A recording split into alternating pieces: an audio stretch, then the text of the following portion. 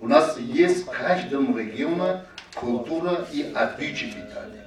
Поэтому, исходя из этого, внедрение или распространение этого исследования на национальном уровне и именно по регионам, нам стоит очень большой вопрос и очень много трудиться, чтобы менять привычки питания.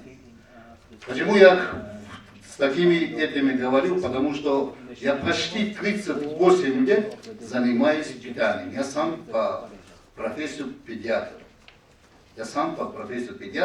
Я занимаюсь всю жизнь питанием детей и женщин, особенно беременных женщин. Очень прошу, чтобы были осторожными. Что писали, что 35% детей Таджикистана умирают от недоедания. То есть они не получают достаточно питания и умирают. Не так, уважаемые журналисты, если вы сидите в зале.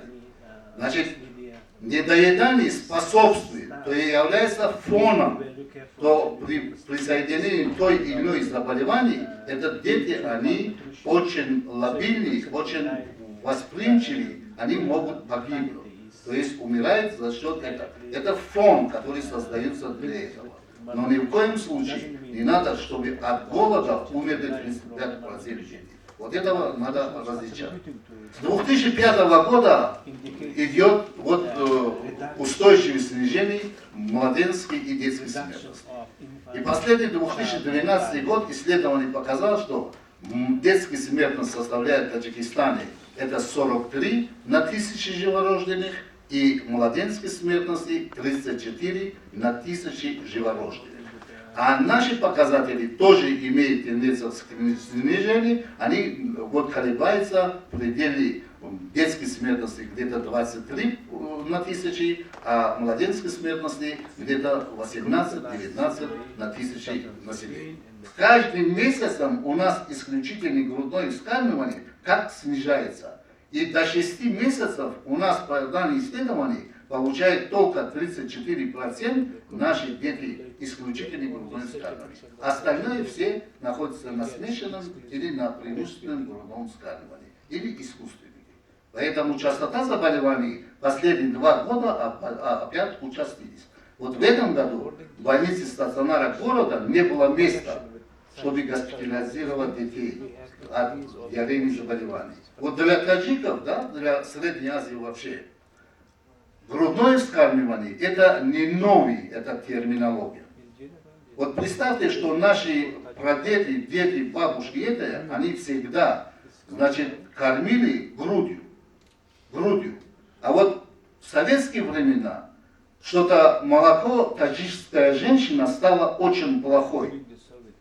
И было рекомендовано, что не кормить, когда женщина таджичка работает на хлопковой поле или пекут хлеб или другие, категорически, что молоко таджикской женщины, он некачественный, не надо кормить, обязательно надо кормить те смесами, которые тогда государство предлагало бесплатно. И мы имели очень горькие практики, очень много мы потеряли детей, то есть мы сами были источником распространения тех кишечных инфекций, которые мы возили в летний период, вот это молочные продукты по кишлакам и давали, чтобы они кормили своих детей. Это была громадная ошибка. И очень много детей. Слава Богу, мы сейчас не видим таких болезней, диарейных болезней и смертей от этих заболеваний. Слава Богу. Благодаря тому, чтобы мы вернулись к традиционному нашему методу, значит, кормить грудью. Но, к сожалению, опять, когда у наших 90-е годы у нас исключительно грудное вскармливание было очень высокий, больше 50-56%. Но когда появилось в семье опять деньги, то есть доход, наши ребята, которые зарабатывают, отправляют, опять это показатель снизился. Почему? Потому что семья состоятельная уже покупает те продукты, которые нам представляют бизнесмены.